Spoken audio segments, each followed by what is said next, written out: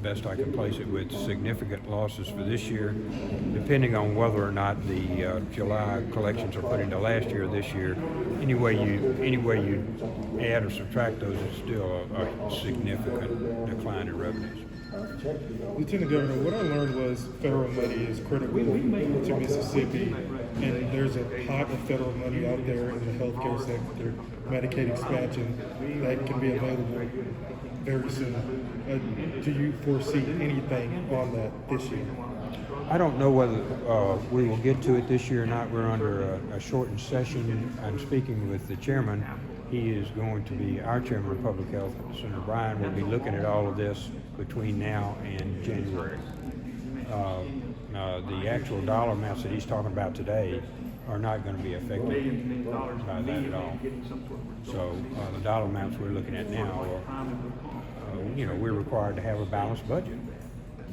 So if we're $400 million off this year, for next year, that's out of a roughly $5.5 billion budget, it's about maybe about 8% or so decline, and that'll be reflected in the amount of money we have to spend.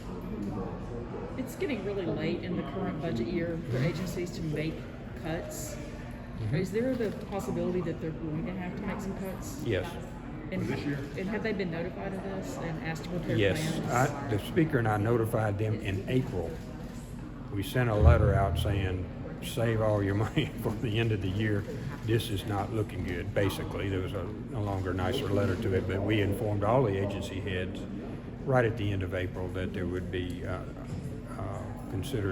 considerable issues ending this year and beginning next year. And were they required to submit some sort of documents, like a planning document showing how they would make cuts? They were not.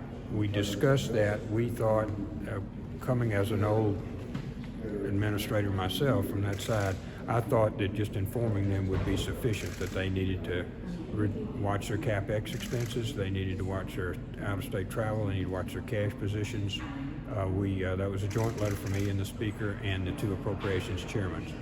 So when the appropriations chairman write them, they usually recognize it's serious business, and I hope they recognized it was serious business. We're fixing to have to make the most difficult decisions I think have been made in the state of Mississippi, and certainly in the last 100 years. And you addressed this a little bit a couple of minutes ago, but there is an option of counting some of the tax money in the current year versus counting it for the coming year. Yes, and I was Do you know just... which way you're leaning on that? I'm hopeful to limp out of this year and save my rainy day money for next year, because I have significant problems with trying to plan for the state to have some kind of stable economics without my rainy day fund being basically in full force, which is about $550 million. It wouldn't have necessarily moved that if we addressed it at $50 million or $100 million, but I want to have a savings account for the state of Mississippi. I think that's critical.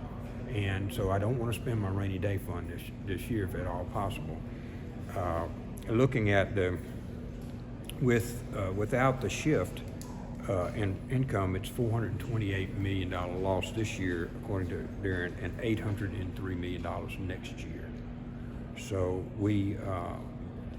I'm sure the agency heads will be informed of the looming probability of reductions for next year, for beginning July 1st.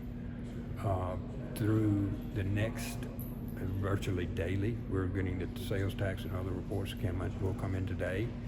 So we will daily be monitoring this, and the final decision as to whether to try to do this on an accrual basis, where you take the money we get in July we were supposed to get in April, bring it back into this year to mitigate our damages, or to just lessen the damages for next year, will probably be made over the next weeks. I don't know that we have a firm decision yet. A lot of that will depend on our sales tax and our revenues and what happens in the next week or two. If it's possible for us to limp into, with a minor utilization of the rainy day fund up until June 30th, that would be my preference. If you put the money back, you have a $428 million loss this year, and going forward next year, you would have an $803 million loss. for this year. All right. Now, I would emphasize that these are projections made really on the fly in an environment in which there has never been a chart course before. But you said this is, I mean, I'm sorry, somebody caught me. You said this is going to be the most difficult choices. I think this will be the most difficult choices for the state of Mississippi and their economics in the last 100 years that I've ever read about.